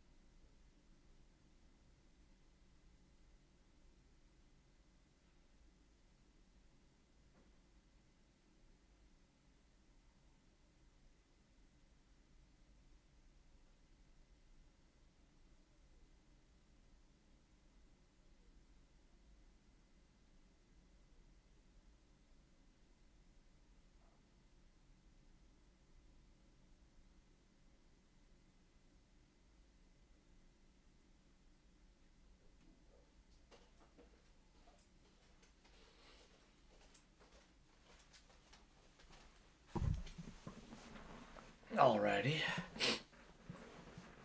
Let's see. Gambit 2483. First question that I see coming back. My wheels caught on something. You want me to put a poll of how old are people in the chat? Or are you just asking how old am I? Or poll, how old are you? Like a range? I don't know. I don't know what you mean exactly. I mean, if that's just the poll idea, I could put ranges. Right now we got the Spider-Man poll, though. Random guy saying Toby's the best. Michael S. Gutman. Toby had the best movies. Andrew was the best, but not as good at movies. Tom is just Tom, lol. I like all three. I mean, like you said, or somebody said earlier, Michael S. Gutman. Like them all for different reasons. Yeah, the way you said it. Tobey Maguire was the first Spider-Man live action, and he was great. He nailed it. I identified quite a bit with that Tobey Maguire take of Spider-Man. Hairstyle, physique, the height, the build, the not overly muscular nature, but definitely solid, real, usable muscles in that frame. Nerdy, awesome power. The first, Andrew Garfield, cool, slick, whippy with talks, some great cinematography, some powerful loss, cut a little bit too short with 2 films. Tom Holland, the youngest Spider-Man, someone who evoked the high school nature of Spidey more than the other 2 that we got to see unfold, but never got to see like the full origin of. And the cartoon series that was originally supposed to be a prequel Spider-Man series centered around Tom Holland's Spider-Man ended up becoming its own different Spider-Man, not the Tom Holland prequel. So we still never really got to see Tom Holland's debut. However, being thrust into the action and how he interacted with so many different characters has been really good. He has the acrobatics. He is fit. He is, a legit gymnast that can move around. Strong. Was able to pull off a younger high school look for a while, growing into late high school look that definitely by the end of No Way Home, it's like, okay, you have to age him out of being, 17. So here we are getting, okay, someone in his late 20s playing someone in his early 20s. I'll still fine. Good Spidey, good Peter. Good solo movies, good team up movies. Like, and then, you have the reunion of all 3 of them, or the, meeting point of all 3, and that was really good. Like, I love No Way Home. Man, I thought it was a fantastic movie. One of my favorite superhero movies ever, I think. Hard to pick a favorite though. It's kind of hard. Let's see, we got Garfield, Tom. Toby is not only the best Spider-Man, he's the best Peter Parker. And then you've got different Peter Parkers of different comic books depict Peter Parker being a little bit different from one another. Which one clicks best with you? All right. Which is the more memeable Spider-Man? That guy. I love Tom. I prefer him to Andrew. I love another Garfield movie. Hey, Sketches of Harmony. Yeah. Yeah. Same here. 1990s to 2000s kids. Love Toby. I think they're all good. It's so true, Michael. I love all 3, but if I had to rate them, I'd rate them 1 Toby, 2 Tom, 3 Andrew. Okay. The cartoon Parker was a nerd with a jock physique. The self-tank is my main draw to Garfield. Yep, that was a special movie for many Spider-Man fans, i.e. No Way Home. Yeah. Yeah, you know what? That's one of the things that I do notice that I do like. Nobody says, well, at least I haven't heard in this chat, and most people don't seem to talk this way. Nobody says that one sucked, or it definitely goes 1, 2, 3, because 2 and 3 nowhere close. They're bad. No, it's just, I think it's 3 different types of good, and you might have one good that you like more good, that you like better, that you just like the most. So you might, it's not like, oh, A, B, and C, or A, C, and F. It seems to be most people like, oh no, A minus, and B, or A, B plus, B minus, or something like that. You know what I'm saying? Or A plus, A minus, B plus. And that's what I like, because I think that all 3 are great, and for different reasons. And part of it's generational, what you grew up with. What age were you when you saw that one for the first time? Did you have a previous thought in your mind of them based off of others' depictions? Do you give more credit to this one? Do you give more credit to the studio or to the production budget or the technology that's come along at the time?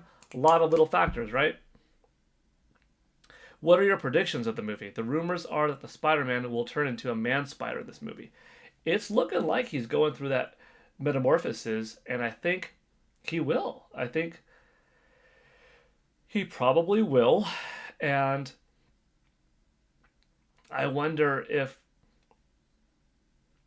with becoming more spider than man at some point, will this lead to an abduction of MJ into trying to mate with a partner that he's connected to, and that brings him to her, but that,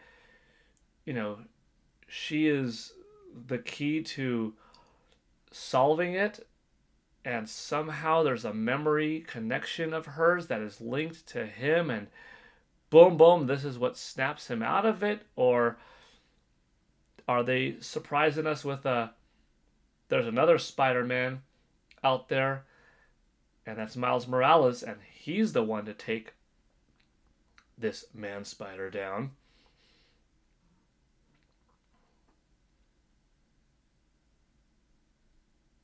We were talking earlier for a while about like the sadness that the movie kind of brings with it. How much will they play on the fact of, dang, no one knows who he is? You've had to live a whole new life all over again, you know? Uh, yeah, you might be in yearbooks of people, but people, yeah, I don't really know much about the guy. No one has any identity.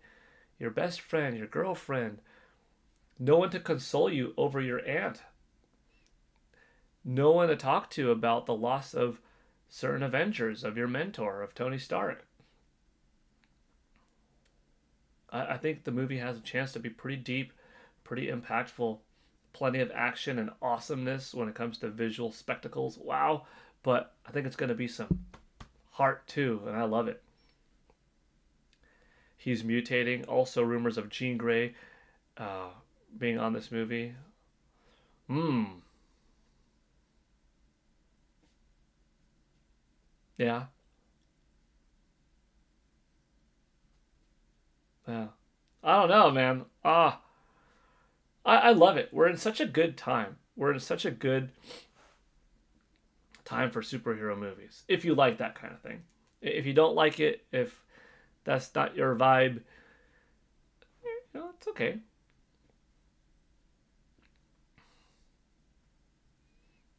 But I grew up on Superman, X-Men, Batman, Hulk, Spider-Man, you know, the Flash over here, Quicksilver over there, X-Force and Deadpool over here, Green Lantern Corps over there. You've got Thor and you've got Justice League. You've got Batman animated TV series, Spider-Man animated TV series. You've got all this stuff in that era. And you lump in Teenage Mutant Ninja Turtles. Speaking of Teenage Mutant Ninja Turtles,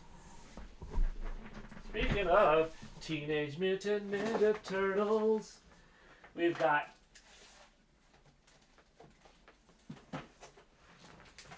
got this beauty right here, The Last Ronin. If you know, you know. The Last Ronin was supposed to get a rated R movie. And here's the kicker. Not only did it get canceled, but apparently they were going to keep this movie within the cinematic universe of the original 3 live action TMNT movies and the 4th movie, which was in that universe, which was the CG TMNT film. And they canceled it. And that's a bummer. Now, supposedly, we're still going to get the Last Ronin video game, which I think would be great, which I think would do really well, would click well with a lot of fans.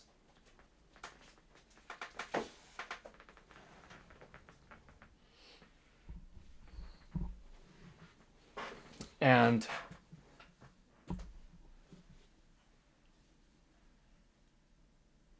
could be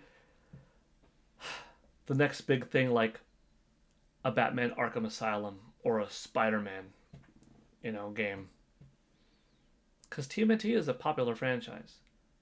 But anyhow, detracting, or not detracting, but like a derailing. My whole point is superhero stuff. Like, I grew up on all of this Marvel, DC, Ninja Turtles era things. Mighty Morphin Power Rangers. I'm looking forward to the new Power Rangers reboot. I'm excited for a new cast of 5 or 6 Power Ranger actors, actresses with Zordon and Alpha, Angel Grove setting. If they want to make it in the 90s, they can, or just make it in the 2020s, whatever. With a good budget, Disney Plus, you're not going to get like a 22 episode season, but you're probably going to get like an 8 to 12 or something like that. Not rush through it. Oh, I want to get to Green so bad, but you don't have to rush through just to get to Green. You could have Green Ranger show up in the finale of season 1. Take your time on season 2, season 3. You don't have to make him lose his green until season finale of 3 or 4 and then come back with white, and like, take your time. It'd be awesome. Have a mature take with sophisticated budget and everything that makes these things feel good in this modern era of storytelling. And yeah, Power Rangers, you'd have something cool on your hands. I actually liked the movie reboot, kind of like back in 2018 or something. Whatever that was. 2014? Or, I don't know. I think it was like 2014. That Mighty Morphin Power Rangers movie. It was good. I could have gone with the Zords looking more traditional. But it's alright. Yeah. So I think we're living in a good time of all the stuff I liked as a kid is out there today. All past B grade. Sadie Sink is awesome.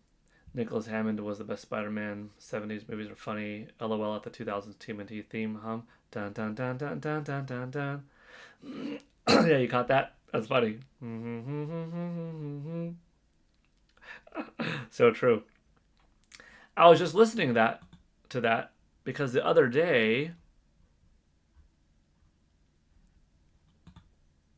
Today in gaming history. The other day, I was just humming it. Today in gaming history, March 15th, 2005, TMNT Mutant Melee launched for the Nintendo GameCube, Xbox, and PC in North America. Cowabunga!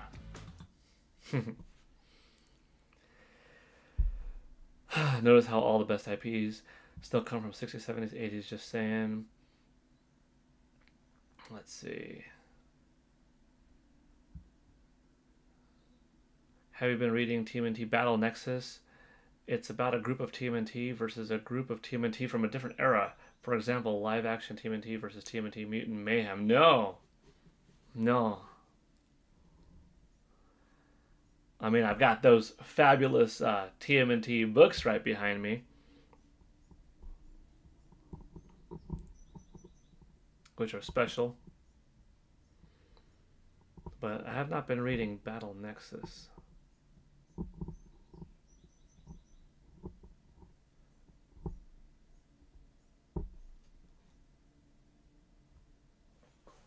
Might have to check it out. Watching 007 trailers has made me want a Mission Impossible game. Yeah. I really hope the new 007 First Light is like really good. It feels like it's going to be a James Bond movie, but as a game, that's a good thing. I want there to be some humor, action, mystery, surprises, gadgets. You know, give me that music, give me that iconic humor too. Give me some lines, shaken not stirred. I want it all. You know. I love a Mission Impossible game. Yeah. What the heck? Teenage Mutant Ninja Turtles arcade game. Yeah. Stuntman game. Yeah. Alrighty. We have just about hit 2 hours. Let's see. Poll went 64 to Toby, 27 to Andrew, 9 to Tom. But again, I don't think anybody is voting A, B, and C. It's more like they're all good. Just one happens to be your favorite, and that's okay. Unless if somebody out there just doesn't like one of the Spideys, that's a possibility too. But I like all of the Spidey actors. I'm curious. How is You know what? If you would be so kind as to do the following, I'd appreciate it. If you haven't already hit that like button on any of these shorts or dropped a comment, I'd appreciate it. Goes a long way. You can't hype shorts, unfortunately, but thanks for anything. Roger Enyart, thank you for the awesome $2 super chat earlier. Thank you all for being here today.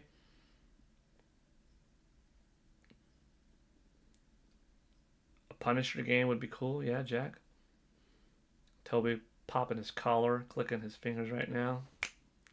That's funny. All right. Y'all take care. Have a good rest of your day. It's Thursday. Nice Famitsu Sales. Nice conversation on all things, really. Like, how we kind of went from gaming to superheroes, which I didn't mind the conversation. I had fun. Members, it looks like we're at 272. You know what? Sometimes YouTube is late. Let me look real quick before we go if YouTube updated it, because it might be higher. I'll check tonight. If it's higher than 272, I'll update it, because we did get some new members in yesterday. But there's always this level of people subscribing, people not subscribing, people being gifted, people not renewing their gifts, etc.